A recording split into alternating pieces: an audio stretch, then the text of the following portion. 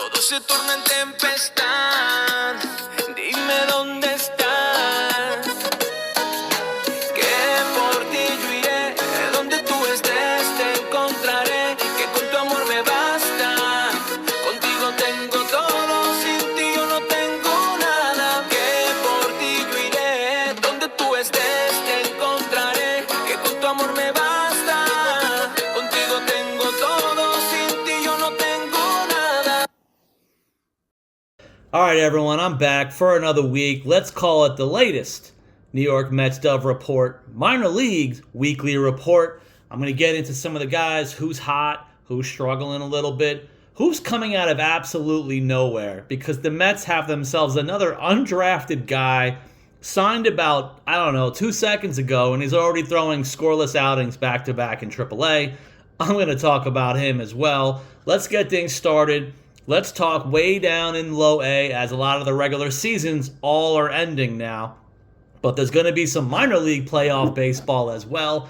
Let's talk about the top draft pick for this year, Mitch Voit, who's on fire in September. It was bound to happen. Even talking to coaches, they were like, listen, this is pretty much spring training for them for the last couple of weeks. Having the downtime after the draft, not playing for a few weeks. They started off slow. Mitch Voit right now is raging hot. This week, how did he do? 7 for 15. 7 runs scored, a home run, 2 walks, 2 Ks. He had 9 stolen bases in the last 4 games. 9 stolen bases in 4 games played. He's got 20 stolen bases in his 22-game pro career at this point. Now he's hitting. He's been running like crazy. It's going to be interesting to see what kind of season Mitch Voit will have. If you ask me, he'll probably break camp in Brooklyn in 2026. Kind of go the route of a Carson Benz. Let's see if that's the route. Get your feet wet in low A. Go to Brooklyn your first full season. See how it goes. Now back to the younger side, the guy that I interviewed. So shout out to him. The young 19-year-old Trey Snyder. He started this current week, first couple of games started 0 for 9. Then he now has ended the week 4 for his last 11, 3 walks, 4 Ks. He also had 4 stolen bases this week in the 5-game week that he played this week. Still overall looking good now for the second half of the season after struggling in the first half. Although talking to the coaches anyway, they saw a little BIP stuff. They saw some of the stuff they like in him with the plate recognition. So they thought some of these things and the analytics were good. It will probably start showing itself a little better towards the end of the year. And then obviously I've been joking, after I interviewed him, he went on that super hot streak. Looks like he's now ending the regular season on a positive note as well. The one guy you got to bring up, 19-year-old left-handed pitcher Nicholas Carreno. One of those guys the Mets got as a lottery ticket in a trade about a year or two ago. And again, he's only 19 years old. He's now made, at the end of the season, a late promotion for him. 2 appearances, totaling 6 innings in the 2 appearances. He's kind of an innings-eating kind of young guy. 6 hits, only 1 run allowed in these 6 innings total. Here's the kicker. 0 walks throughout these 2 appearances and 7 Ks. Now, it doesn't sound like much, extreme small sample size, but Nicholas Carreno has been having major command issues his entire time with the Mets organization. So even going 6 innings of 2 outings combined with 0 walks, to me, sounds like a big deal. I want to see what happens to him next year. Again, this is a lefty arm who can touch 95, 96 this week in his last outing to go with his slider. So you can teach 95, 96 as left-handed pitcher, especially as a teenager. This is the kind of stuff that he has. And, a lot of those lottery ticket guys, looks like command was probably the reason the Mets were able to scoop him up. If the command can stick going into next year, the next couple of years, we may have something here in this little gambling lottery ticket. The last guy I want to talk about, haven't really talked about him the entire season. He struggled all year. The defense has not been very kind to him as well. Looks a bit rough out there in the outfield. All of a sudden in September, I don't know what's going on, but all of a sudden, right at the end of the week, 20-year-old Simone Juan is 5 for 13 this week with 2 doubles, 3 walks, 3 Ks, and even he has 5 stolen bases this week. Kind of surprising to me. Again, all these years later, he's still only 20 years old, but still only in low A. I've been concerned about him all year. I didn't even know his status with the organization after this season. Let's see if this kind of little hot streak in September can maybe save him and his pro career at this point. A lot to kind of go through with Simone Juan for the rest of his pro career. Let's see how it lasts with the Mets organization. Heading to Brooklyn, want to talk about my guy again, Yanni Enriquez. One of those guys I need you to keep an eye on because the coach told me to keep an eye on him. They like the stuff. He got hot for about 2 months straight in low A. That's why he got the promotion to Brooklyn. He's been struggling in Brooklyn. But all of a sudden, very quietly, extreme small sample size alert, Yanni Enriquez, back-to-back 2-hit games to end this current week. Even defensively, I believe he's played up to 5-6 positions. Already with Brooklyn, in the short span of 7 games, he's already played center field, shortstop, and third base. So he goes infield, outfield. It's going to be a super utility guy, it would seem, with the Mets organization going up the levels. He's still young, in his early 20s. I want to see how he does next year because, again, the coach felt that some of the stuff he progressed in the analytics that got him hot for 2 months. One of those guys, I called him another product of the hitting lab. I want to see how it translates in a full season like this. Can he keep up the pace? The other guy I want to talk about, I've been talking about him online, and he's doing it again this week. 23-year-old right-handed pitcher Brett Banks. 2 appearances, combined hitless, so no runs, no hits this week. And again, for his total now in Brooklyn, 23 appearances now at the high A level. He's got a 2.49 ERA, 25 in the third innings, 26 strikeouts. So he's got a little bit over 9 Ks per 9. The ERA is low. He's had a really good overall season. Now, I know he's 23, which seems like old, depending on how you want to classify it. This is a really good year for him that even started on a bit of a delay. He's played multiple affiliates this year. I would like to see a healthy Brett Banks in 2026 to see what we got. The other guy, it seems like ever since he was drafted in the 2023 draft, I never get to really talk about him because he keeps battling some form of never-ending minor injuries, one after another. Here we are, Austin Tresser, finally pitching consistently throughout the end of the season, and this might be what we have here, especially at the high A level. If he had been healthy, he'd probably already be in Double A at least at this point, based on his talent I was hearing about, even from his college coach. Now all of a sudden, Austin Tresser, he's on a streak, 8 straight scoreless appearances through this week. So he's got 8 scoreless in a row. He's doing well. That was one time in St. Lucie. The other 7 appearances of the 8, all at the high A level, all scoreless. The grand total, 9 innings, 5 hits, 4 walks, 9 Ks. Again, no runs allowed in the last 8. That's a good hot streak. I heard a lot of good things about him. I'm curious how consistent the fastball is going to be. He was a guy that was low 90s at the beginning of college, started going upper 90s, got into pro ball, and here we are with the ups and downs with the injuries. I want to see what kind of pitcher we have. Will they keep him as a reliever? I would like to see that perhaps. With the off and on stuff anyway at this point, maybe try him as one of those new age bulk reliever guys. See if he can get 96, 97 plus for maybe 1, 2, 2 1/3 type innings. The other guy I want to talk about, one of my favorites again, another coach favorite, Yohairo Cuevas. He's getting hot again now to end the year in September. He's finished this week 4 for 10, 1 walk, 1 K. 2 stolen bases because everyone's stealing bases in St. Lucie right now. I do like Yohairo Cuevas. He's a guy that I was told about is going to show some natural power. Maybe, I don't know when it's going to be shown. It may have to wait until Double A. He's going to have to earn it, of course. So I want to see a guy like Yohairo Cuevas at the Double A level. I want to see the power option at that level in those parks. I want to see what we have. Coaches believe in him. He could be a sleeper going into 2026. As we head to Double A, talk about the same guy we always talk about every week because he's one of the best players in the organization, A.J. Ewing. Another good September. He had hits this week in 5 of the 6 games. He played all 6 this week, hits in 5 of them. He's now hitting .356 at the AA Show Me level now through this week with an .823 OPS. These are really good numbers at the AA Show Me level. I swear, if there was more time and these teams were playing into October, you might want to pull a Carson Benj and send him to AAA.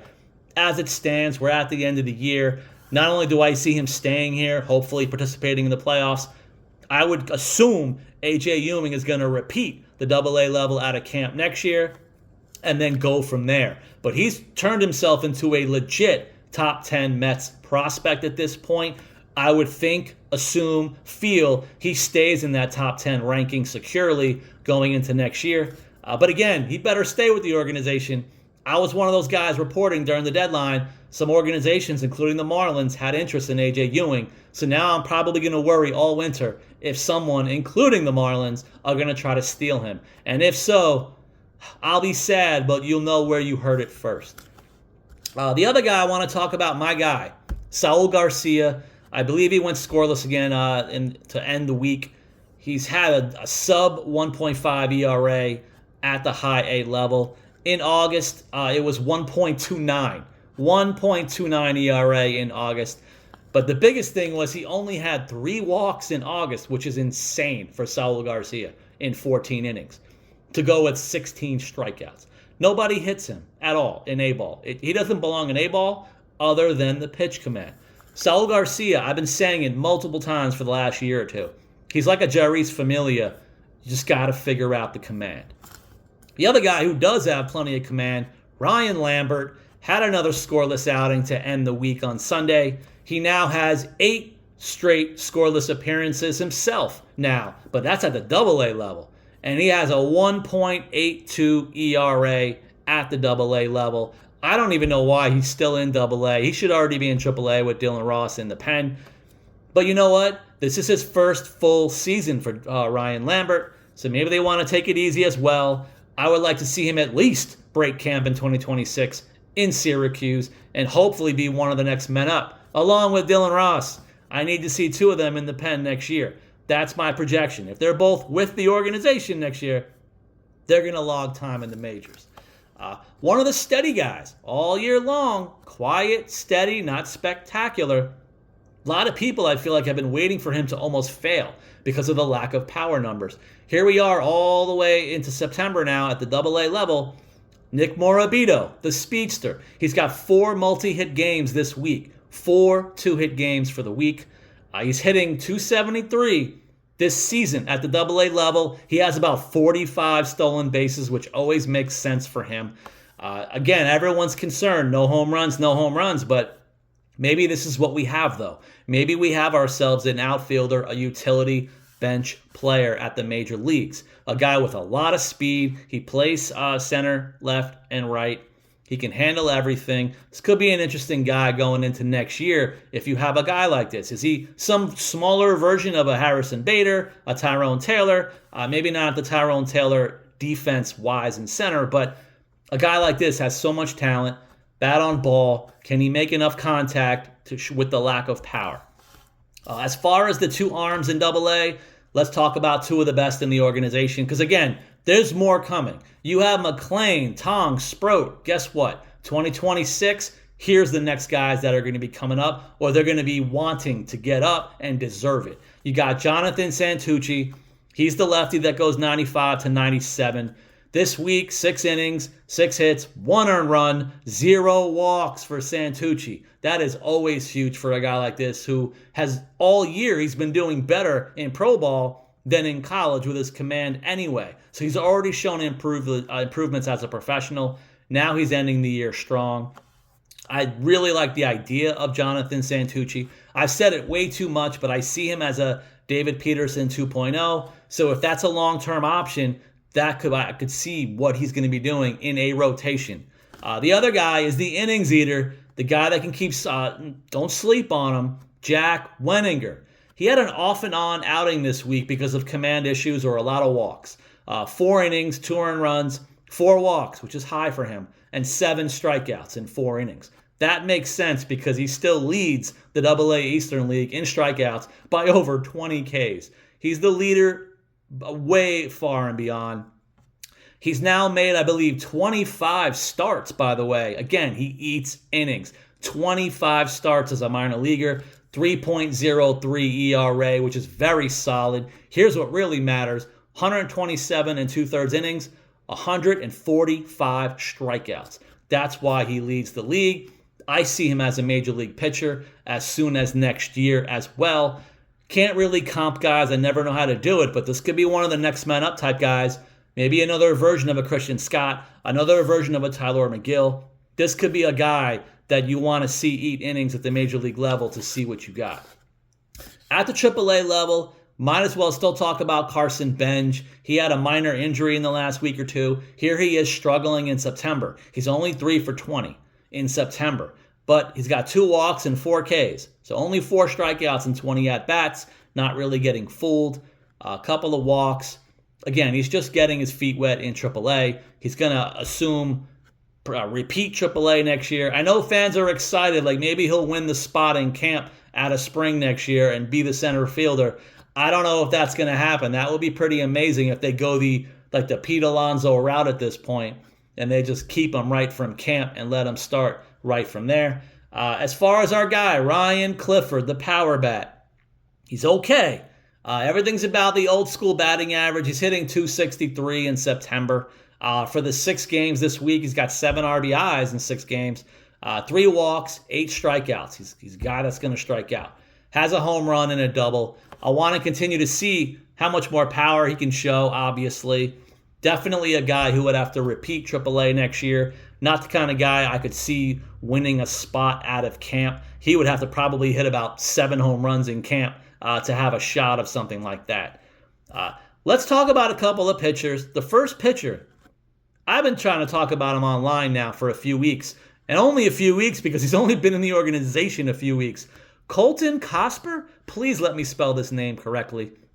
Colton Cosper, undrafted, 22-year-old left-handed pitcher. He signed on August 5th.